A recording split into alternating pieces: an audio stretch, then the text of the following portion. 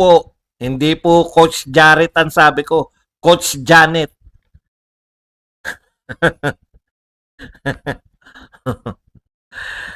Ah, sabi ka kong tignan eh, di ba? Kasi alam ko na, Dehin Bokiki yan eh. At to my surprise, ako po ay nagulat. Kita nyo naman, to my surprise, ako'y nagulat. Ganito nga ako nagulat eh. Ganyan, no, ganito ako magulat. Oh. Nagulat po ako. Ang ine-expect ko po, yung dati nilang attitude na Dehin Bokiki, pag napapahiya, Dehin Bokiki, lilipas din yan, makakalimutan din yan. Hindi po. Ang aasim po, no? Yung parang mga dragon. Si Abe, parang dragon si Abe. Una kong tinignan si Abe kasi alam ko, mapurol utak ni Abe. Opo, bobo ka. Pinagbubula mo pa kami. Oo, sinasabi ko sa'yo, bobo ka. Huwag ka.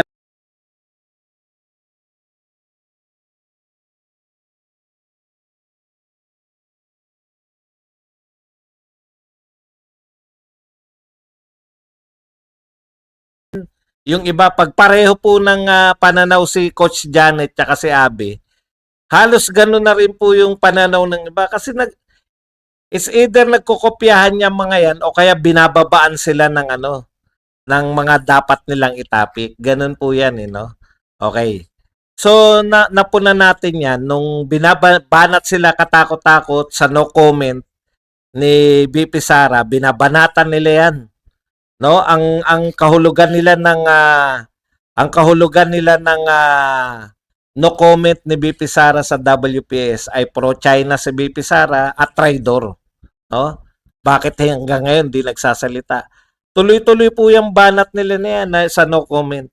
Bigla pong nagsalita si PBBM, no? Na hindi trabaho ni BP Sara bilang Vice President at Defense Secretary yung mag-comment dyan sa West Philippine Sea. Kaya, gusto ko malaman kung ano yung reaction ng mga to, ng mga vlogger. Oh, true to my expectation, katulad ng kanilang amo, Dehin Bokiki sila. Makakalimutan din yan, di ba? Lilipas din. Dehin Bokiki, ganito po yung gawain ng amo nila eh. Pag medyo hindi kayang sagutin yung mga issues, Dehin Bokiki, lilipas din yan, makakalimutan din yan.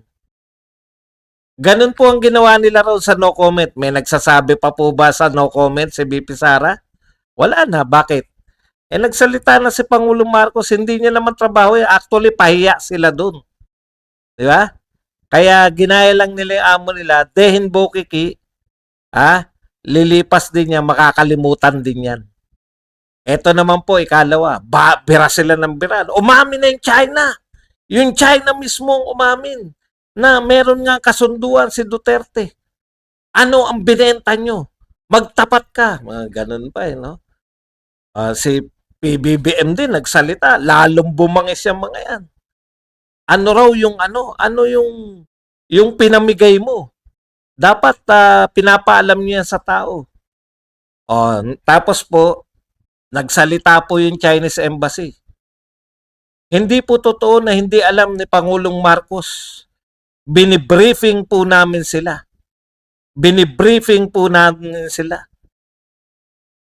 Di ba? Ngayon, anong attitude ni President Marcos?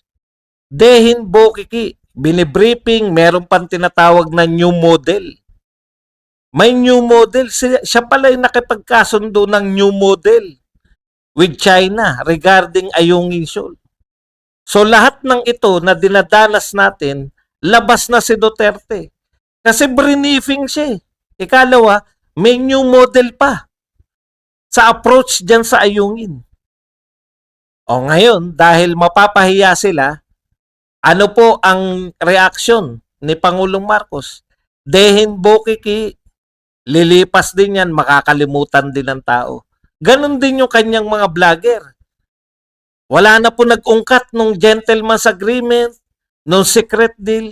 Pare-pareho kasi yan eh. Isang baba lang po yan eh. Hindi po sila katulad ng mga Duterte na nag-aaway-away pa. Nag-aaway pa si Roque tsaka si Panelo. Nag-aaway pa. May iba-iba pa kaming interpretasyon. Di ba? Wala naman nagbababa sa amin eh. Yan po yun. Kaya ang ibig sabihin, mga kapatid, no? Dehin bokiki na lang sila. Okay. Ngayon, binanatan nila ng binanatan. Dahil nagsalita, nagpa-interview kay Katunying yung kanilang pinakamamahal na First Lady.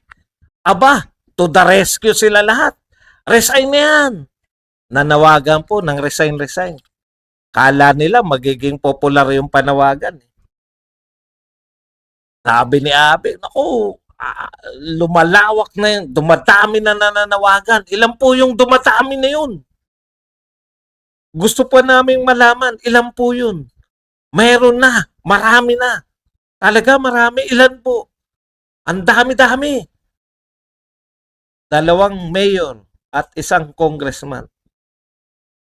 2 mayor lang at 1 congressman. Sa dinami-dami ng mayor sa buong Pilipinas, 2 lang ang nanawagan. So, hindi pala marami. Di ba? Di nakakahiya na yung sinasabi nilang dumarami. Hindi na po nadagdagan. Okay. Ngayon, nagsalita na po si PBBM. Hinihintay natin di ba? Nananawagan. Ibig sabihin, bukod sa 2 mayor tsaka 1 congressman, yung mayor po ng Bacolod tsaka ng Iloilo City at congressman dito sa Maynila, si Chua, bukod po sa kanila, wala nang nanawagan na opisyal ng pamahalaan. Ulitin ko, wala na. 3 lang. Wala nang iba.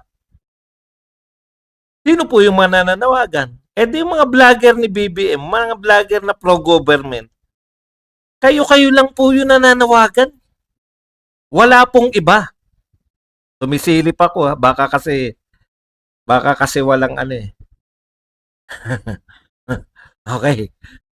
Sa madaling salita, sabi ko pag nagsalita si PBBM na pabor na naman kay yung nag-iingay ng resign Sara, tatahimik na naman yan, dehin bokiki na naman, di ba? Nagsalita si PBBM, pabor kay Sara. Ang ine-expect ko po, excited akong tignan yung content ni Abe, content ni Coach Janet. Opo, hindi po Coach Jared ang sabi ko, Coach Janet.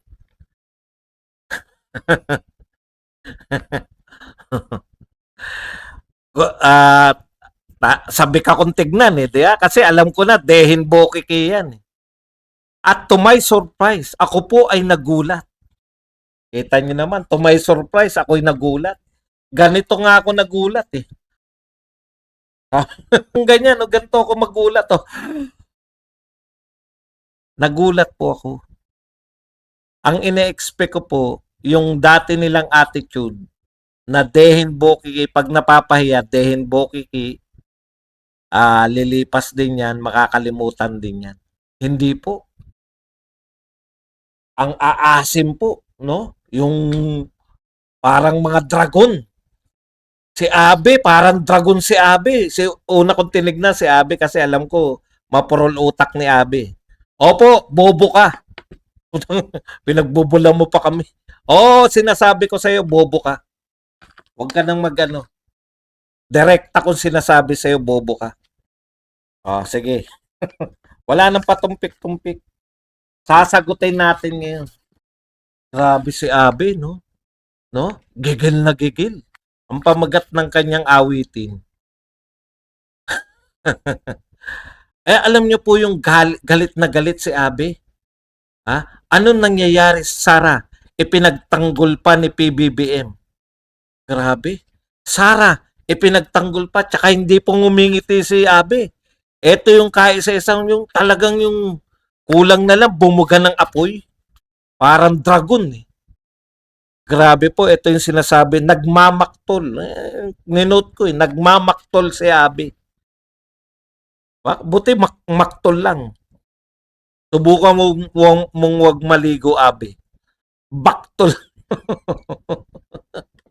Nagmamaktol si Abi. Ito ang sinasabi ni Abi. So, pinarinig niya muna sa kanyang audience yung sinabi ni PBBM na si Sara Duterte ay hindi ko tatanggalin. Bakit ko tatanggalin yan? Una, gumagampan naman ng trabaho. Magaling naman magtrabaho. Hindi gantong ganto Pero ganito po yung laman. Ikalawa, ang ganda-ganda pa. May hawig dun sa dati kong Ikatlo, hindi corrupt. No? Bakit ko naman tatanggalin si Sara Duterte? Natural lang po yun na sabihin ng asawa ko dahil ang ganda ni Sara Duterte. Hindi. Biro lang po. Natural lang po yun na sabihin ni BP, ni First Lady, kasi nga hindi siya politiko. Di ba yun yung sinasabi natin? Hindi kasi siya politiko eh. Ikaw, Abi, hindi ka rin politiko. Kaya hindi mo mauunawaan tong mga actuation ng politika. Hindi ka na politiko, bobo ka pa.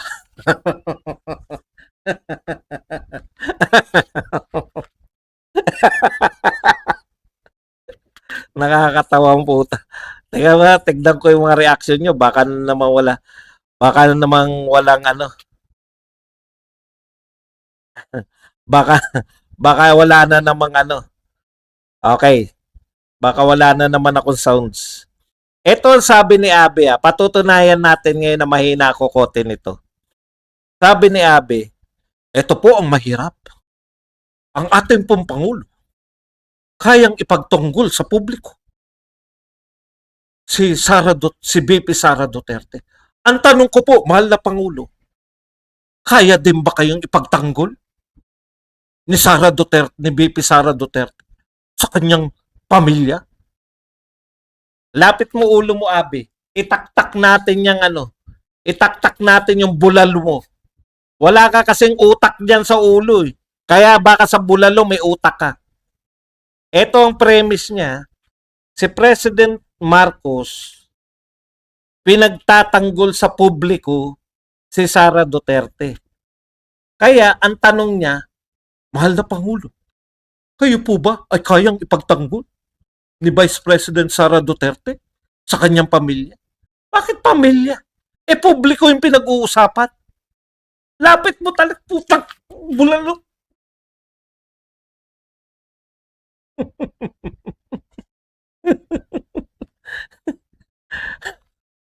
Pinagtatanggol ni President Marcos si BP Sara sa publiko. Tapos ang tanong niya, kaya bang ipagtanggol, akala ko itatanong, kaya rin bang ipagtanggol ni BP Sara si President Marcos sa publiko? Ang sasagot ko, opo, madalas pinagtatanggol ni BP Sara si President Marcos. Pero ang tanong niya, kaya po bang ipagtanggol ni BP Sara si Pangulong Marcos sa pamilya niya? Ikaw, tanungin kitang bugok ka. Kaya bang ipagtanggol ni Marcos si BP Sara sa pamilya niya? Same, di ba? Bakit? Kung hindi mo pa alam, yung tatay ni BP Sara, dating presidente. Tatay na, presidente pa. Pwede mo ba sabihin sa kanya, si president nga, hindi niya mapagtanggol si BP Sara sa asawa niya. Hindi niya rin may pagtanggol sa pinsan niya. Kung pamilya, pamilya. Kung publiko, publiko. Una yan, di ba? Ito pa isang kabobohan nito. Di ba talaga corrupt, Mr. President? Hindi ba hanggang ngayon, hindi pa rin maipaliwanag ni BP Sara yung 125? Hindi ba maipaliwanag? Kung hindi maipaliwanag, kumuha ka ng COA, taga PTB4 ka eh. Tauhan ka ng gobyerno eh. Kumuha ka ng COA, ipakita mo ng corrupt si Sara Duterte. Kumuha ka ng COA report. Hindi maipaliwanag. Pinaliwanag na. Is either hindi ka nakikinig o hindi mo nauunawaan. Malamang yung hindi mo nauunawaan. Ano bang hindi mo maunawaan sa confidential fund? O malamang hindi mo maunawaan. Paulit-ulit na. Saan ginagamit ang confidential fund? O, para iugnay si Castro, si Franz Castro, sa mga NPA. Di ba malinaw sa iyo? Confidential nga eh. Corrupt daw si Sara dahil sa 125. Alam mo, Abe, ikaw na lang nagsasalita ng 125. Paano po papaliwanag yun? Yun ang 11 araw. O hindi nga mapapaliwanag yung 11 araw. Akala mo kasi 100 lang pwedeng, hindi mo talaga mapapaliwanag yun. Una, hindi ka naging pinuno ng pamahalaan. Ikalawa, bobo ka. Kaya hindi mo talaga maipapaliwanag yung 125 na kayang gastusin sa 11 days. Oo, bobo ka. 1 araw nga, pwede billion eh. Ang ito. Magbayad ka lang, oh. O, okay na ba? Tapos na ba? O, eto bayad. Hindi mo na unawaan yun, Abi. Hanggang ngayon, 125 pa rin. Wala na naninita. Kung gusto mo sitahin, pumunta ka sa COA, tignan mo kung merong anomalya. Ang tagal-tagal mo ng broadcaster. Hindi mo pa alam yung mga basic. Basic yan eh. Okay. Ito ang pinakamalupit. No? Bobo na, intrigador pa. Mr. President. Huh? Ito. Anong meron sa inyong dalawa ni Vice President? Bukod sa ikaw ay President at siya ay Vice President. Ang tindi. Ano daw ang meron sa kanilang dalawa? Ano daw namamagitan sa kanilang dalawa? Ang tindi mo, Ting. Sa pagtatanggol mo kay First Lady.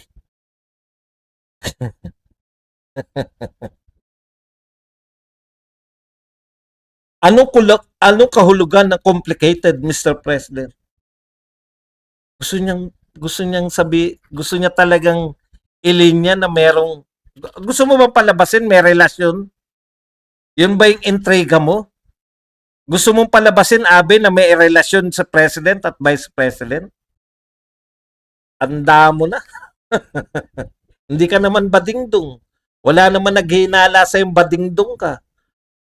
That match.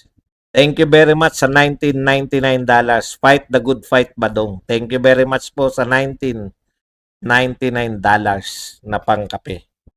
Okay, punta naman tayo kay Coach Janet. Janet, bumibigay ka. Halata namin. Kasi hindi kami bumibigay.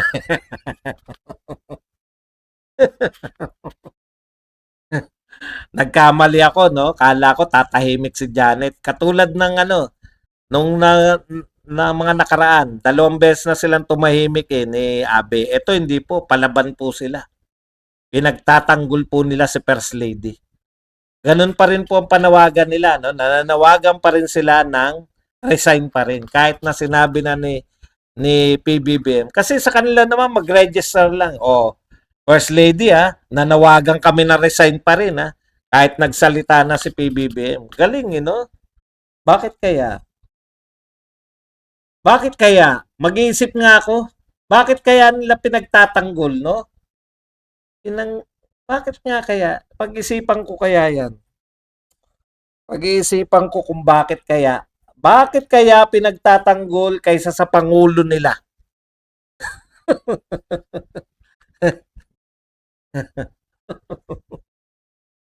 Okay.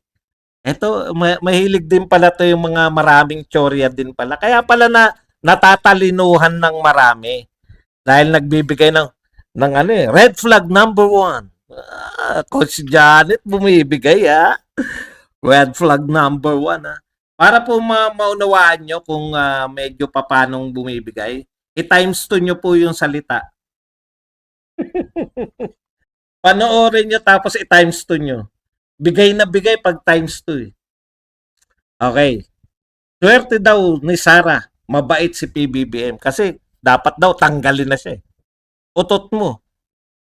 Baka swerte ni PBBM dahil mabait si BP Sara. Di ba? Hindi nyo ba naisip? Ang dami po naniniwala kay BP Sara. Kung si BP Sara po, ano kaya kung si BP Sara ay nanawagan ng mga panawagan ng kapatid niya? Di ba? O kaya, si BP Sara ay nagsalita ng mga sinasalita ni President Duterte. Hindi nyo naisip yun, no? Lahat ng ginawa kay BP Sara, no? Totoo naman siguro mabait si PBBM. Wala naman duda no mabait. Lahat naman nagsasabi. Pero bilang leader, hindi naman list po 'yan, no? Yan po ang pinaka hindi ayaw naming ayaw naming katangian. Kumbaga, yan yung pinakahuli sa mga gugustuhin namin kasi nasanay kami ng tarantado yung presidente namin dati. Yung tarantadong presidente na palamura, na palaaway, may resulta yung mga ginagawa. No? Ayaw namin mabait-baitan pero wala namang katuturan. Okay. Ikalawa, wala raw masamang tinapay si PBBM. Sabi niya. Tama naman yun. Wala nga masamang tinapay. Mabait na mabait nga. Kaya wala rin naman natatrabaho. Wala rin naman natatapos. Wala rin namang accomplishment. Na alam niyo yun? Okay, dito na tayo sa red flag. Bakit daw dapat talagang tanggalin si Sara Duterte? Maganda no? Well explained. Una, red flag daw yun. Yung kasi si Baste nanawagan ng resign. Pero ano daw ang reaksyon ni BP Sara? Brotherly love. No? Brotherly love daw. Mali ba yun, Janet? No? Brotherly love. Kailan ba nagsalita sila ng ganyan? Nung sinaktan nyo, yung binalahuran nyo yung kapatid. Actually, kayo nagsimula nito eh. Yung si Martin na nagsimula ng lahat. Maganda na maganda, unit team tayo, di ba? Pero balahura kayo. Nanalo pa lang kayo, binabanatan nyo na Sara Duterte. Paano? Gusto nyong manungkulan si Martin? O ano na ngayon nangyari kay Martin? Wala na ngayon. Ni sa hinagap, hindi kasi kayo makapaghintay. Atat na atat kayong sipain si Sara Duterte. Red flag daw yun. No? Dahil daw si Sara Duterte, kapatid niya, hindi man lang niya pagsabihan, ikalawa, di ba? Hindi niya man lang daw awatin. Parang kinonsinti niya pa. Utot mo. Bakit may ginawa ba si PBBM nung binabanata ng Kongreso si Sara Duterte? Hindi ba tuwan-tuwa kayo sa 125 million? Ikalawa, Kibuloy. Nanawagan din daw na resign. Pero ano daw ang ginawa ni BP Sara? Pumunta pa sa rally. Kita nyo naman ha. Sakit na sakit siya.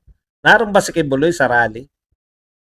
Napagpapakita po yun ng suporta sa kaibigan. Alam niyo yung kaibigan, pag tinuring kang kaibigan pala ng mga Duterte, supposedly, pwede nang iwan yan si Kibuloy. Di ba? Magtotohanan tayo. Si Kibuloy, pwede na nilang tablahin. Di ba?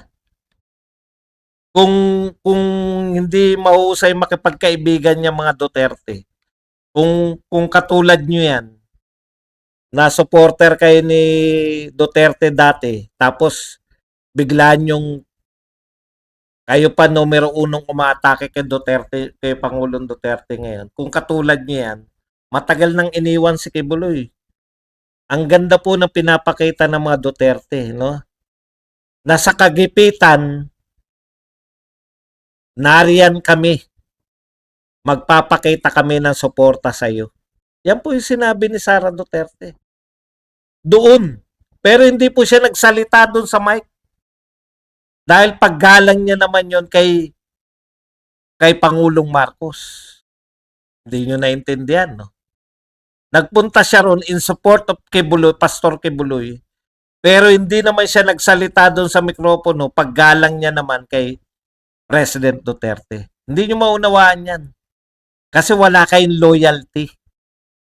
Hindi nyo maunawaan yan dahil kayo, Duterte kayo noon, nung naupo na si Marcos, Marcos na kayo, bumabanat pa kayo kay Duterte. Pag iba na ang presidente, tinitiyak ko sa inyo, babanatan nyo na si Marcos. Abangan nyo yan. Wala lang sa kanila yan. Kala nyo ba masasaktan sila? Okay. Sunod na red flag.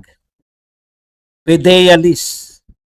Yung kay Pangulong Duterte, tinawag na bangag, Fidealis, at tinawanan daw ni BP Sara. Sakit na sakit sila dun sa tinawanan eh. Nandun ako eh. Paano nyo natiyak? Yun ang tinatawanan ni BP Sara. Una, may evidence kayo? May evidence? Naroon ba kayo? Ako naroon ako. Hindi ko nga nakita si Sara dun eh. Habang nagsasalita si PRRD, nasa ibang kwarto po sila. Magkasama sila ni Senator Amy. Si Senator Amy po, hindi po nagpakita sa labas. Naroon lang sa kwarto. Kayo ba pagka buong program, hindi kayo nag-uusap ng katabi mo kahit kailan? Talaga nakapokus kayo sa lahat na speaker? Kalokohan.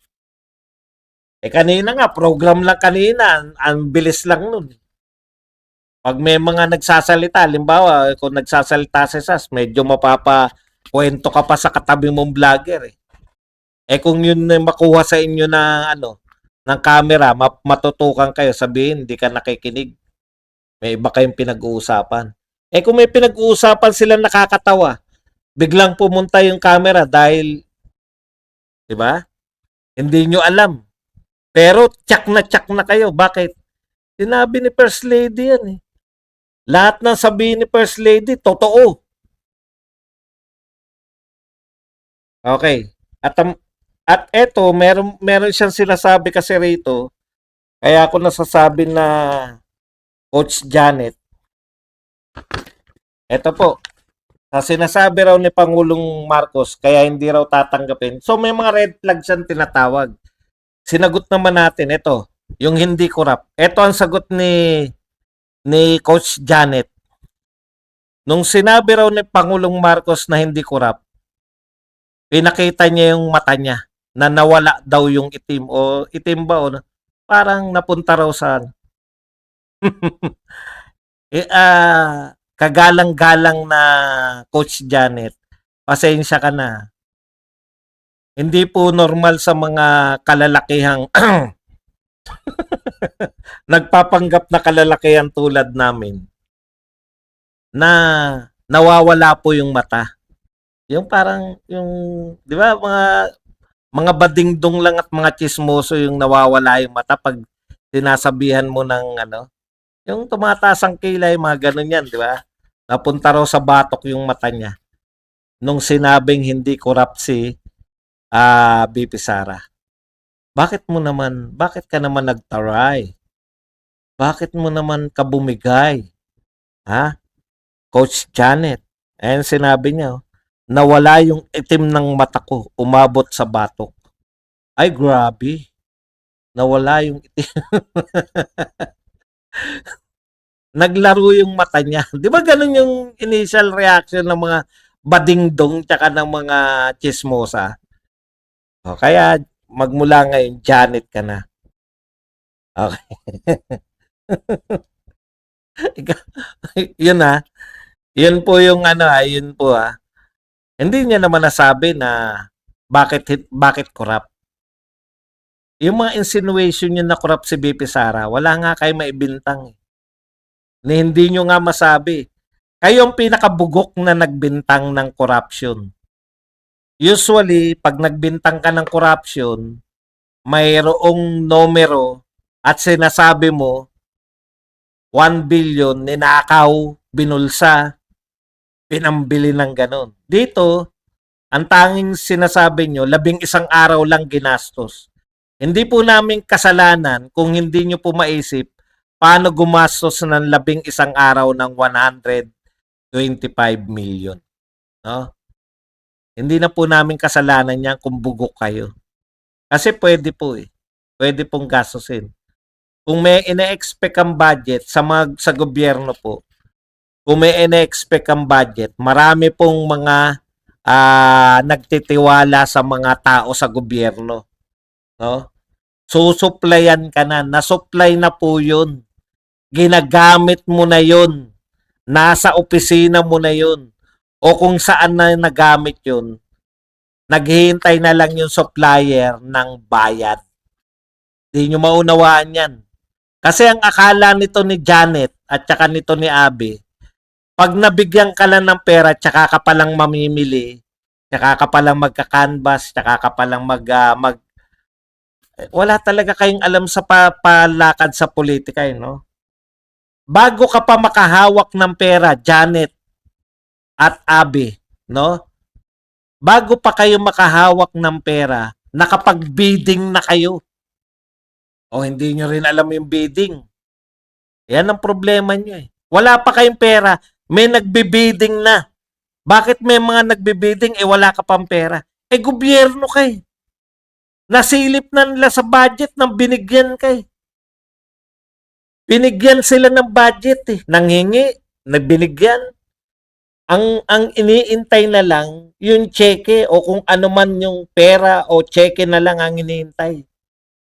Kung hindi nyo maunawaan na kaya yan ng 11 days, hindi sila 11 days na nagpa-bidding. Malamang yung mga ginastos na yan, ginagamit na nila. Pepsi Cola sa sari-sari store. Ang inaalok ni Pepsi, hindi ka muna magbabayad, consignment. Ito na lang ako kay Pepsi. Ayoko na sa'yo RC kasi anuhan tayo eh. Palitan tayo ng bayad eh. Na ibebenta na ng sari-sari store yung soft drinks ni Pepsi, hindi pa niya binabayaran. Tapos hanggang 11 araw lang. Batingdong ka kasi kaya hindi mo naisip.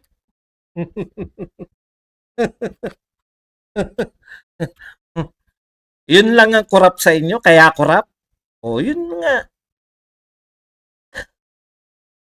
Yung mata mo kasi napupunta sa batok. Kaya hindi ka makapag-isip. Pero yung mata mo napunta sa batok. At hindi lang po yan confined. Bumibigay din ako. Hindi lang confined. Hindi lang po yan confined.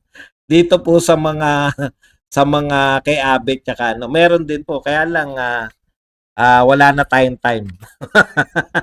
Itutuloy na lang natin.